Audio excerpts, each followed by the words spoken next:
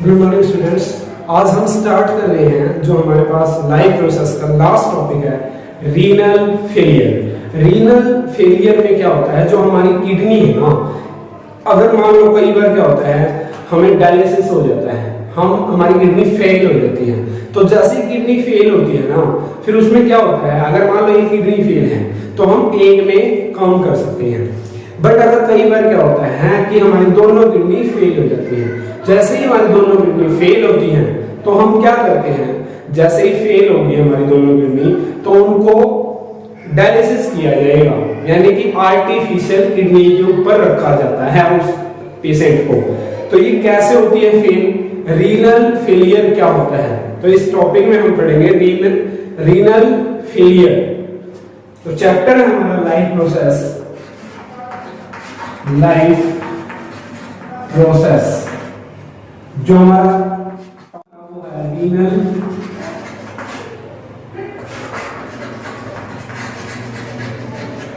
Failure. तो renal failure क्या होता है, क्या लिखेंगे, sometime a person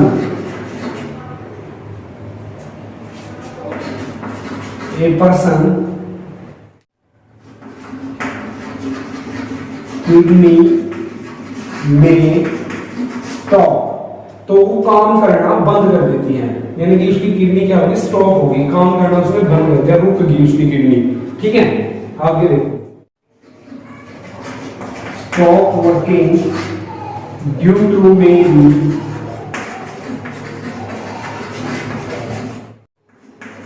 infection and injury of kidney।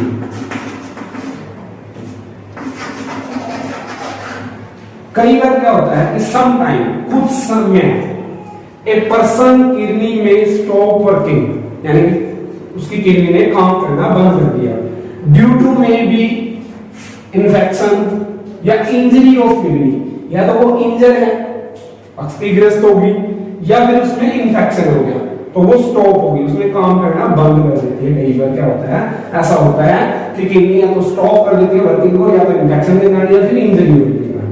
Next point, तो किसके कारण, very high blood pressure, very high blood pressure या वेरी हाई ब्लड प्रेशर के कारण, जो ब्लड प्रेशर बिल्कुल ज्यादा हो जाए उसके कारण भी रुक जाती है। नेक्स्ट में देखो, रिड्यूस और restricted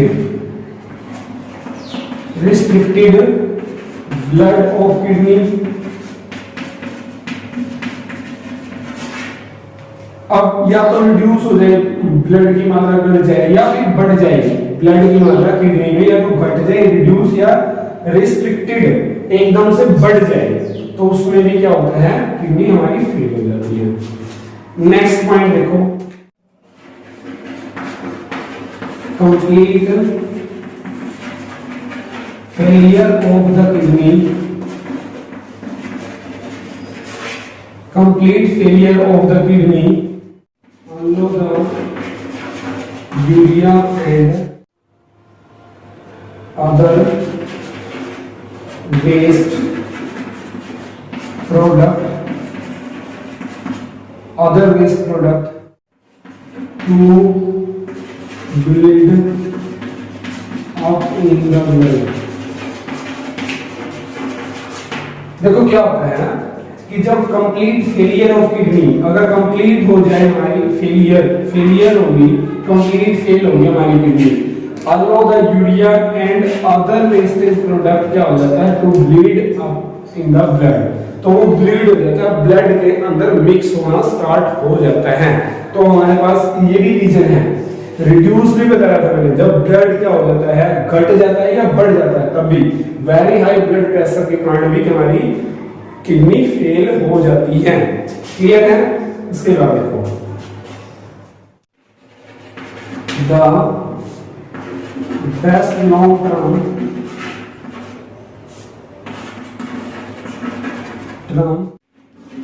solution for kidney failure is the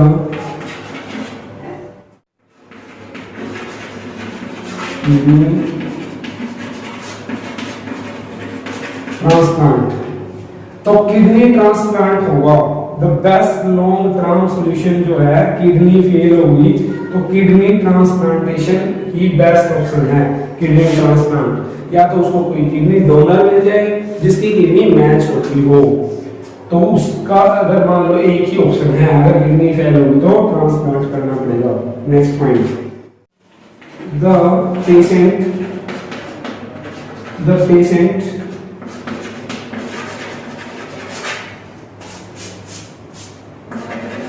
kidney failure, the kidney failure is treated periodically on a kidney machine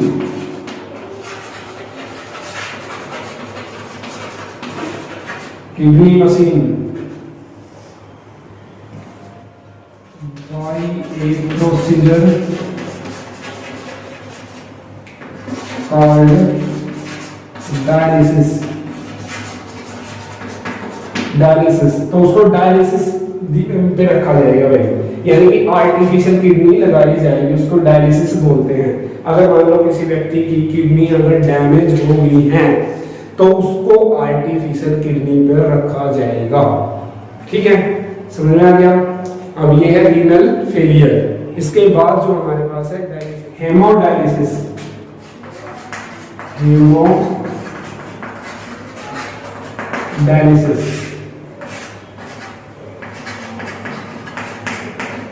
artificial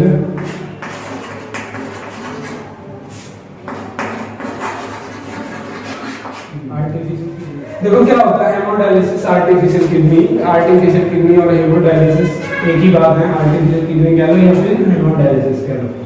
ठीक है, पढ़ते हैं इसके बारे में क्या लिखेंगे। The patient of kidney failure are treated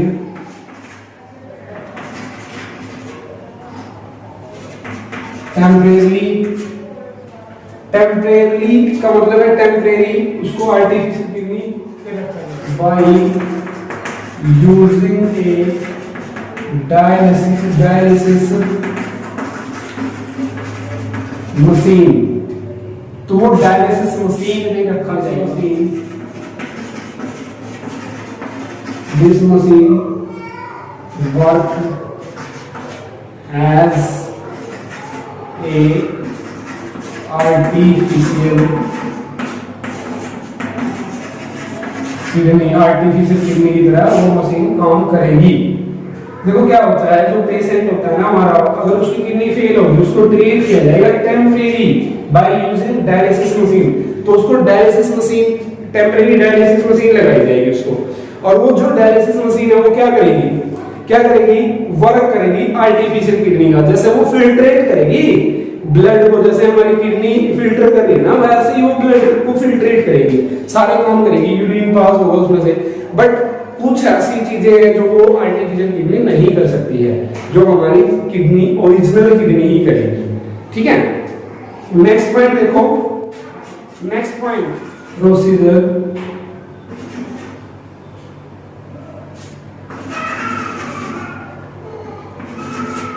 the procedure of cleaning used for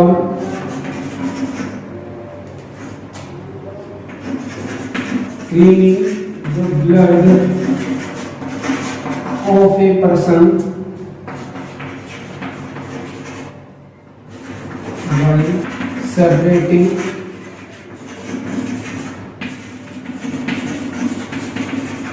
substance urea, it is called dialysis, dialysis dialysis तो ये डायलिसिस होता है। जो प्रोसीजर होता है ना, use cleaning the blood, blood को क्लीन करते हैं person separating the waste substance urea from dialysis, urea को निकाल लिया जाता है। डायलिसिस वो यूरिया फ्रॉम इट, यूरिया निकाला जाता है, तो डायलिसिस होता है, वेस्ट सब्सटेंस होता है urea. Next point, dialysis based on the simple process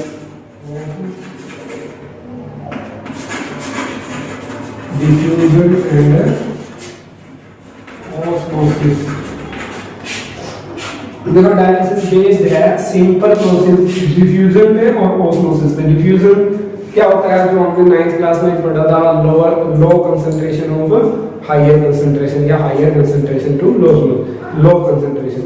osmosis भी हमने पढ़ा 9th क्लास में, वो है कैसे हम आर्टिफिशियल किडनी लगाते हैं, कि हम कैसे लगाएंगे आर्टिफिशियल किडनी। प्रोसेस में हम अभी जैसे कैसे हम डायलिसिस करते हैं, किडनी कैसे लगाएंगे वो बताएंगे डायग्राम के द्वारा।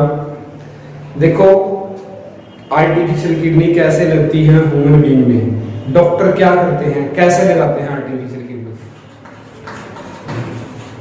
लाइफ प्रोसेस, जो हमारा टॉपिक है वो है artificial kidney. Artificial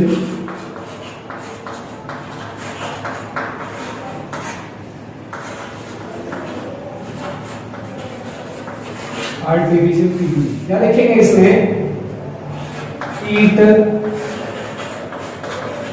contain the number of tubes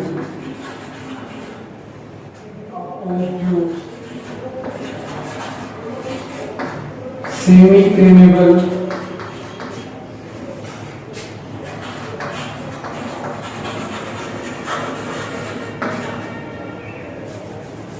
membrane, जो contain number of tubes made बना होता है, सेमी परमेबल मेम्ब्रेन से बना होता है, जो ट्यूब्स होती हैं वहां पर सेमी परमेबल मेम्ब्रेन बनाई जाती है उस डायलिसिस में, जो डायलिसर होता है हमारे पास। नेक्स्ट पॉइंट देखो क्या है, the composition of same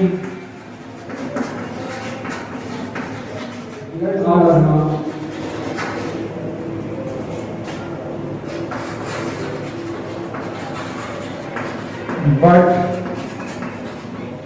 cannot nitrogenous waste। देखो क्या होता है, जो कंपोजिशन होता है, जो डायलिसिस में कंपोजिशन मिलाया जाता है वो हमारे ब्लड प्लाज्मा की तरह होता है, बट उसमें नाइट्रोजन वेस्टेज नहीं होती है। देखो एक डायग्राम के द्वारा समझाता हूं मैं इसको। जैसे देखो ये क्या है, हमारे पास डायलिसिस में एक डायग्राम है, जैसे ये हमारा एंड है, यहाँ पर ये आर्टरी है, ये वेन है। आर्टरी से हमने एक सिरिंज लगा दी और यहाँ पर ब्लड प्रेशर लगाया हुआ, पंप करेगा, जो ब्लड को पंप करेगा, तो डर्टी ब्लड जो यहाँ पर आएगा इस डायलिसिस में आएगा। तो यूज डायलिसिस सॉल्यूशन, इसमें जो सॉल्यूशन मिला रहता है उसमें नाइट्रोजनियस वेस्टेज नहीं है, तो ये हमारे पास कंटेनिंग ब्लड वेस्टेज हो जाएगा। यहाँ पर ये डायलिसिस में जो वेस्ट सब्सटेंस से डिफ्यूजन हो जाएगा ब्लड का, तो प्योर ब्लड जो आएगा वो वेन्स में जाएगा। तो ये आर्टिफिशियल किडनी है, तो लगाई जाती है, आर्टिफिशियल किडनी लगाई जाती है कुछ टाइम के लिए और जब तक उसको डोनर नहीं मिलता। थर्ड पॉइंट में देखो क्या है, process the blood from artery,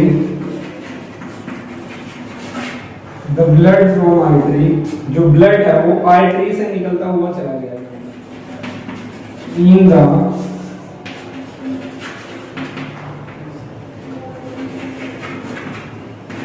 patient arm is made to flow into the dilation of a dialysis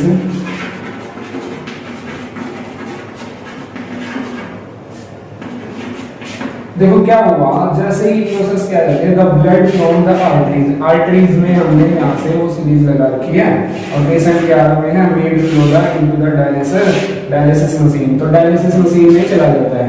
ये जो ब्लड है, जो डर्टी ब्लड आर्टरीज में हमने सीरीज लगाई है, वहां से होता हुआ डायलिसिस में चला जाएगा, तो ये एक डायलिसिस मशीन है। नेक्स्ट पॉइंट देखिएगा क्या है, during the passage of blood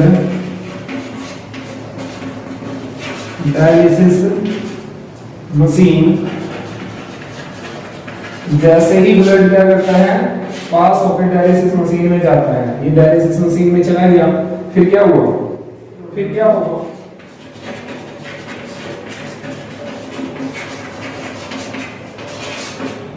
of dialysis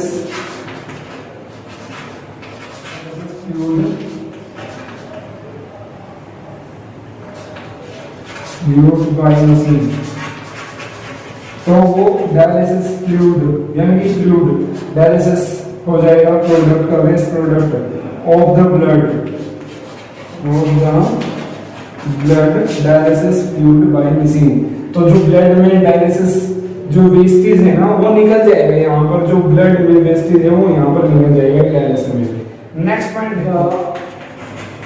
purified blood pump, जो प्योरीफाइड ब्लड, अब प्योरीफाइड ब्लड हो गया इस डायलिसिस मशीन में, उसको पंप किया जाएगा, कहाँ जाएगा वो, वीन में, तो वीन में आएगा वो, pump back into the vein of the patient arm, जो पेशेंट की आर्म से वहां पर आ जाता है। अब देखो ये वीन में कनेक्ट हो गया, यहाँ से आर्टरीज में कनेक्ट था, यहाँ से होता हुआ डर्टी ब्लड, अब प्योर जो ब्लड है ये प्योर ब्लड है, प्योर ब्लड जो है वो वीन में आ जाएगा दोबारा से, अब ये कंटिन्यूटी में काम करता रहेगा। नेक्स्ट पॉइंट देखो, द डायलिसिस मशीन सिमिलर